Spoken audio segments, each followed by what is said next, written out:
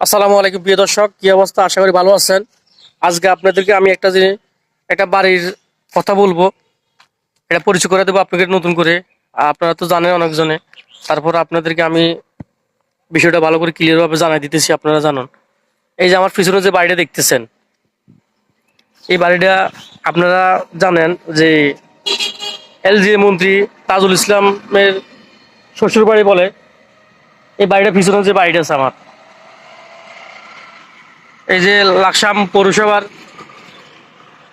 Vice chairman Mohammad আলীর বাড়ি। এই জায়গার মধ্যে আমি যে জায়গার মধ্যে বর্তমানে আছি, এই জায়গার মধ্যে বর্তমানে আমি আছি, এই মাঠটার মধ্যে, এখানের মধ্যে পুলিশ প্রশাসনের গাড়ি তাদের যে কোনো মুহূর্তে বাড়িতে আসতো। এমপি তাজুল ইসলাম এলজি মন্ত্রী যে সময় আসতো, এখানের মধ্যে গাড়ি ভরপুর হইতে যেত। আমাদের আইন শৃঙ্খলা বাহিনীরা তারা সবসময় ওনার পিছনে আসতো,